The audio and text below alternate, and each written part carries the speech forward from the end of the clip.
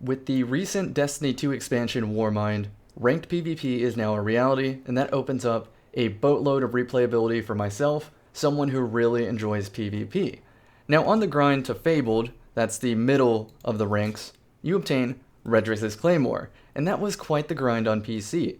It took forever, queue times with a real enemy, but there were some excellent teams. It was definitely difficult, and I consider myself somewhat decent at PvP. Now, the Redress's Claymore is worth it in my opinion. It's gonna be hard to get, but I think it's worth it. And so that's what sparked the video idea today. 10 commandments for ranked PvP. You know, ways to improve. And I'll just jump into it. There's a live commentary, and I'll start with number 1. Use what is effective. Do not be a scrub. Do not complain. Treat every match as an opportunity to play better and smarter. This includes weapon choices, subclass, and team strategy. What do I mean by that? Well, this is the loadout that got me through ranked. Home for the Lost. Very, very snappy, 110 RPM hand cannon. Now this may not work for you, but it works for me. I play a very, very low sensitivity on PC, and as a result, I move faster when aiming from the hip, right? So if I want to snap a 180, I got it, but this also lets me aim down sights for precision aiming. And so since it has quick draw, I can snap between the two. So aim, shoot, guy's dead, hip fire, reacquire target, aim down sights, shoot. I'm helping my team a little bit faster. That's just me personally. Now the fighting line is because I can hit people around corners. Like if someone's standing there, I'm here, he can't see me. Oh, see ya, 100 damage, headshot, body shot, dead. Reloads the fighting lion, help a teammate, shoot him. That may seem very, very scrubby to some, but it works for me. It may be impossible to some, but it works for me. Now the most popular loadouts I saw was Graviton Lance and EOD. Power weapon is a wild card, you can pretty much use anything. But the reason they use this one is because it has phenomenal range, and if people stack together, they get killed, a void explosion happens, and suddenly everybody is damaged by the Graviton Lance explosion. And then EOD is a monster, because this thing thinks it's an auto rifle when in reality it's an SMG. Once you get a kill, you proc kill clip, and you absolutely destroy people. Another popular loadout, even more popular I would say, is Hero's Burden with Vigilance Wing. Now there's definitely some reasons to run these two, but there's even more reasons than you think. Vigilance Wing has a very, very fast time to kill, a moderate range which shoots a little bit past hand cannons, and the SMG tears people up and allows you to melee a little bit faster with body shots, which means you don't have to aim for the head. Those are the two big reasons. But Vigilance Wing has a perk that when a teammate dies, you heal. So if you have an entire team of Vigilance Wings, it is very, very hard to wipe the entire team, because once you kill one, the other 3 all recover, and you have to repeat the process. And maybe while you were killing the second person, the third is already respawned and rejoined the ranks with the other Vigilance Wing people. It's a hard strategy to beat, but it's not unbeatable. So this is why I say, do not be a scrub, do not complain. These things are beatable. You just either have to join them or find something that works. And if you can't, frankly, I think they're the better player. As lame as their playstyle may be, you have to adapt. And this brings me to the second commandment, which is do not expect a 1v1 or a gunfight. The best players will all shoot you at the same time, and they will play patient if it means having a grenade or an ability to push with. For example, if I use my Devour, get a couple kills, whatever, and I lose it, and we have, 2 minutes until the zone right here pops, I'm going to sit the entire minute and a half until I have my grenade back before pushing. Because if I push any earlier than that, they might have an arc bolt when I don't have a Devour. That's really it. Here's another big one. Commandment number 3. Playing with a team of 4 is the best way to experience competitive. Do you really expect randoms in solo queue to communicate? And if they do you expect them to immediately be on the same page as you? You can individually be a fantastic player, but always lose matches because matchmaking decides to give you less skilled teammates. On this note, you can use quick play and preferably Rumble to start searching for some potential teammates. My advice here is to compliment a player on something they did, then invite them to play some matches. So on PC, you just look for the person's name. Let's say, for instance, who's on? Houndstooth. You shoot them a whisper. You say, nice knife shot. whatever, on B flag. Shoot them a message. And then you invite them to the fire team. Shoot them another message. Here's my Discord server. Let's chat. Start getting the team together. If you find out you have team chemistry, awesome. You're very, very lucky. If not, just do the whole process again. And eventually you will find a team of 4 that really, really melds together, has good team chemistry. I'm very, very lucky to be on a team where our chemistry is on point. And it definitely did not happen overnight. This is years of playing with different groups until I finally find a group that shares the same mindset and really wants to play to win rather than to just be 4 individuals on a team. We consider ourselves one unit, and I think that's what lets us have a pretty consistent win rate. The 4th commandment is that the match tends to snowball once a team gets an advantage. So do not underestimate your opponent. If you have the first uncontested super, use it. Because what are they going to do? They can't do anything to you. They can't arc strider you if you had the first nova. Just use it. You make an orb of light, your team gets super. And if you play well from the start, you get to snowball them. If they get an advantage, you can't just tell your team, okay, now let's play good. Because if they continue that level of play, you playing good will make you lose. Whereas if you just played awesome from the start, you would win. So always, always, always play your best and try to win in ranked PvP. If you're in a 4v1, play slow to gain super energy and have full recharge for the next round. So for example, if there's one person left, it is very, very unlikely, even with a super, even with power ammo, that he's going to kill all 4 of your teammates. So what you do is you just sit on the objective, which on Shores of Time is going to be a flag that spawns right here. So you want to post up a player probably right here, just looking at the objective. Another player maybe right here on the boats, again, looking at the objective. Another player up close on this blocks, again, near the objective, ready to play. And maybe even another player nestled somewhere right here, ready to play. It could be a variety of places.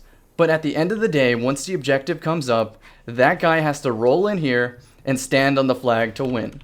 And if he has a super, he kills 1, maybe 2 people. If he has a power ammo, maybe 1, maybe 2 people. Power ammo and a super, maybe 1, maybe 2, maybe 3 people. But all 4 of you will have visual on the target eventually and absolutely shatter him.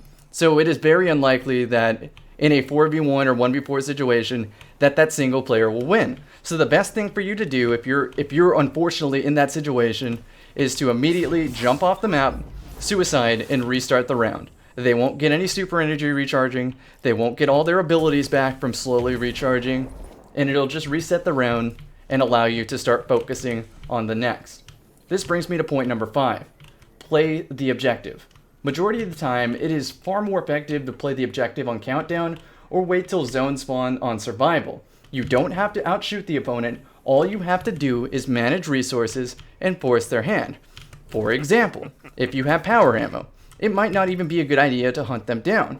It might be a better idea to wait for the zone to spawn, and then when you see it highlight, yeah, that was better. You just shoot them overhead. If they're on the flag, it proxy deads, does 100 damage apiece, they're dead. Same for the fighting line. Same for a grenade. Same for, maybe I want to save a rift. Use it over here, and then when they stand on the flag, I shoot them, distract them while teammates collapse. Just play the objective.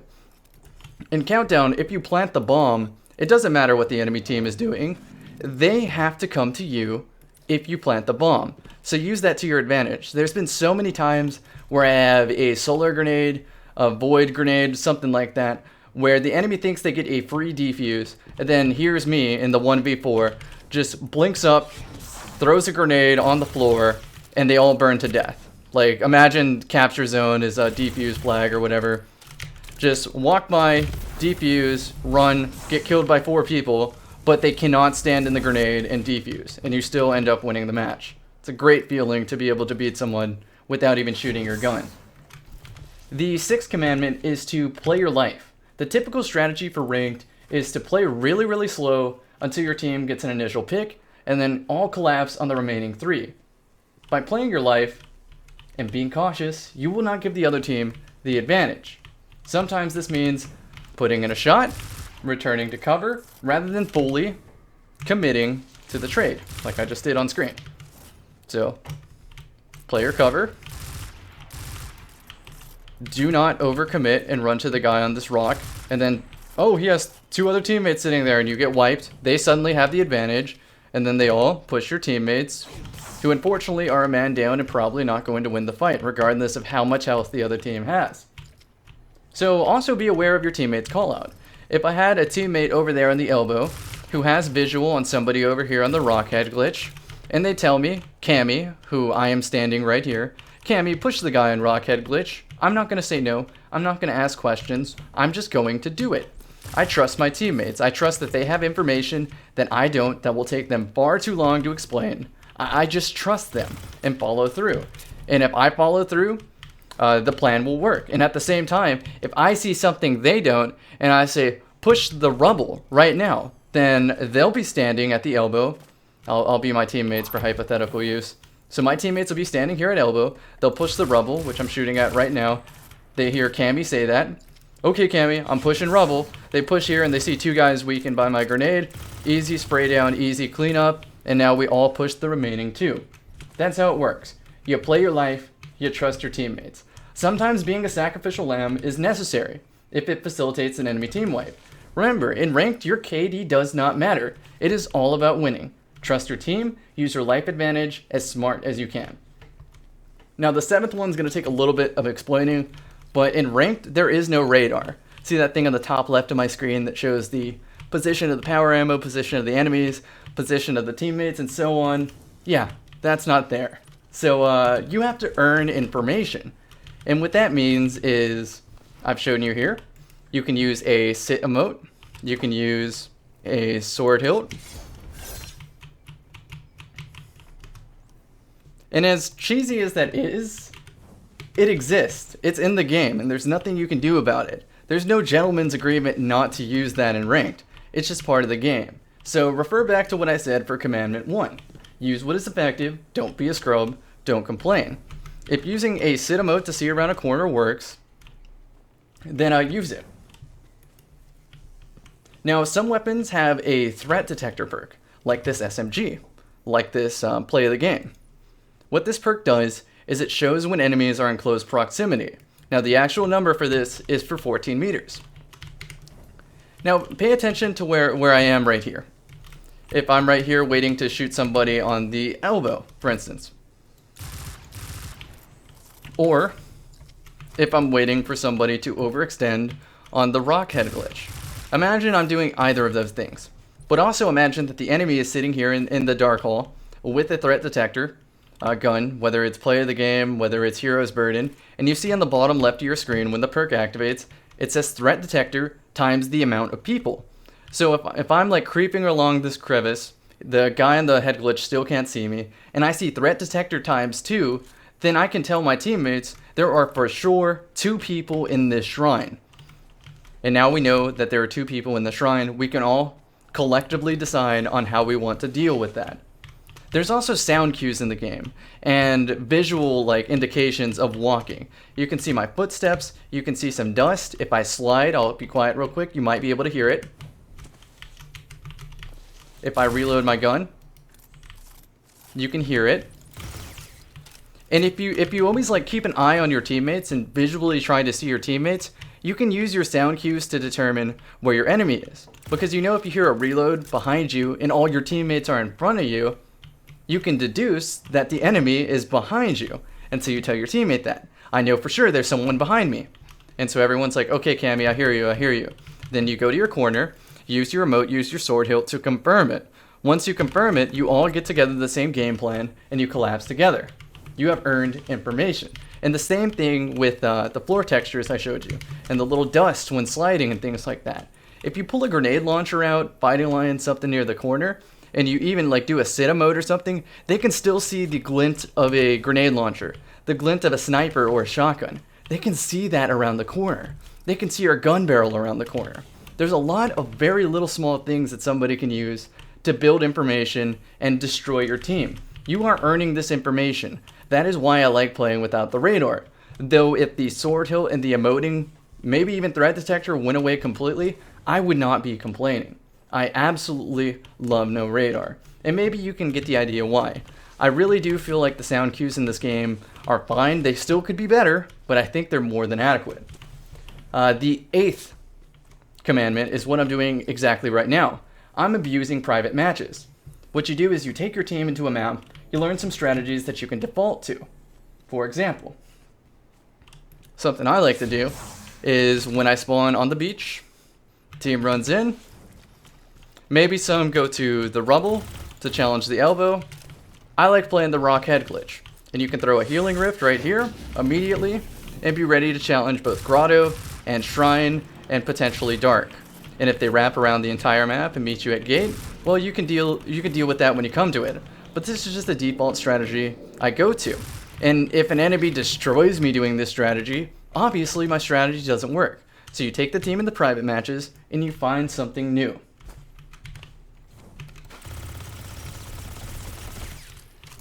So if you lose, exactly what I said.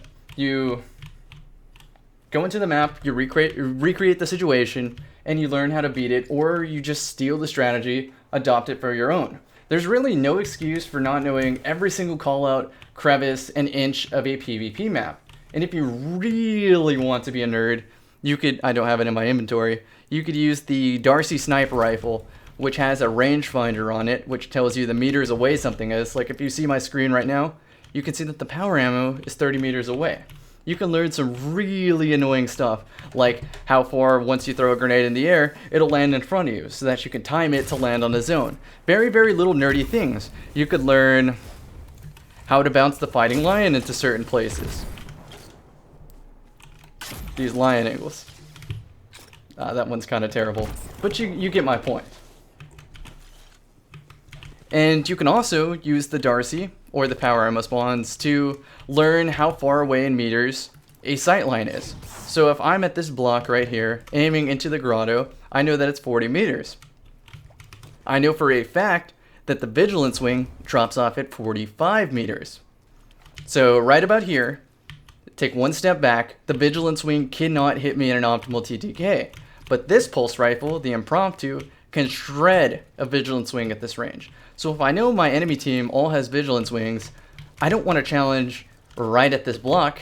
I want to challenge at this gate at 56 meters. They can't do anything. I get the optimal TTK. They have to put an extra burst in. So I win just because I know that and they don't. And this is why private matches are amazing. You can learn all this stuff yourself. But that being said, all this Darcy mathematical nonsense is really just icing on the cake, which brings me to commandment number 9, which is that fundamentals win games. If you don't have good fundamentals, you might as well not learn any of this extra Darcy, aiming down sights, figuring out sight lines, extra shit.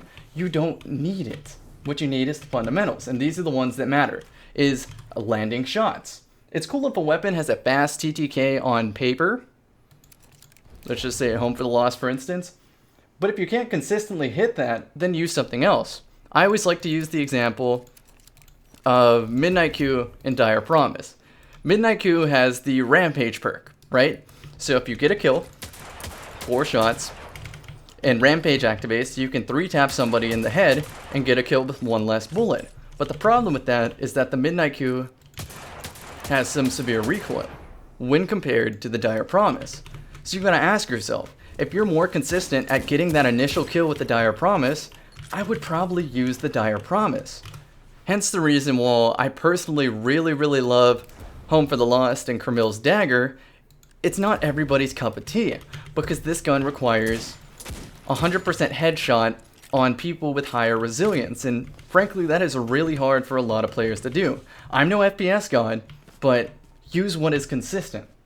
Use what is consistent. Now the next thing is using utility smartly.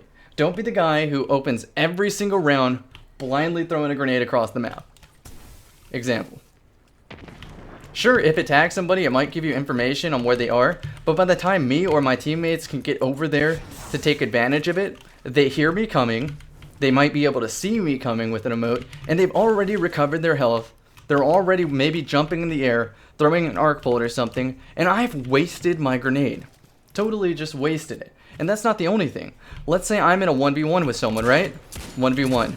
I throw a rift down to win my 1v1. My teammates are over there on the beach fighting 3 other people, but I'm in my rift on the 1v1. Now what if instead I saved that rift, I took the L on this, died, and then used my rift for my teammates. So now 4 people are taking advantage of a rift instead of 1.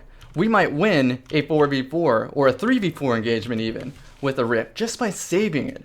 And the same for barricade. You could throw a barricade, maybe stall your death. It's still going to be inevitable. It might take an extra quarter second.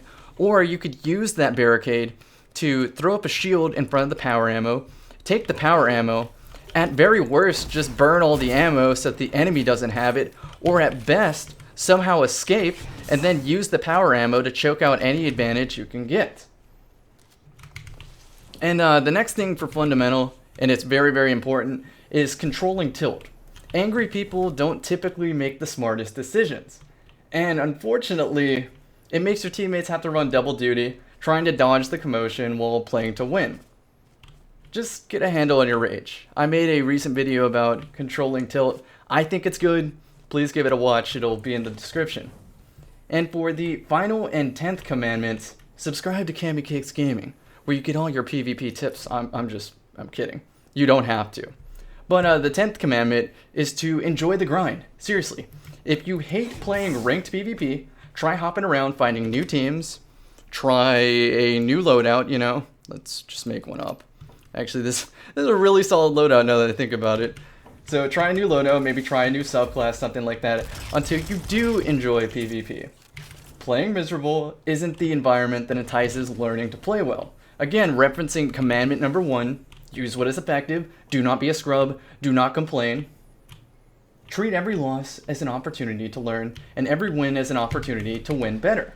You'll find that the more you enjoy PvP, the more you'll enjoy the process of learning to be good at ranked, which will in turn increase your enjoyment of PvP, creating an endless addictive cycle of trying to best your opponent in a match and absolutely loving it. Now I'll keep this last thought short, but with all these raids coming out today and stuff like that, you'll see that I'm still probably going to play PvP and put the raids at the bottom of my totem pole on things to do. And this is primarily the reason that I like PvP over PvE. In PvE, once I learn the mechanics, I will forever be able to complete a raid or activity.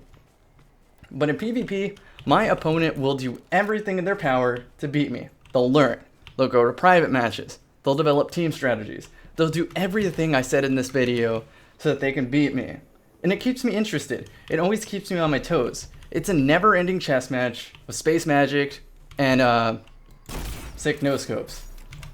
That's really it. Sorry if this video had some points that weren't immediately apparent because this is a live commentary. I have to actively think of what I'm saying.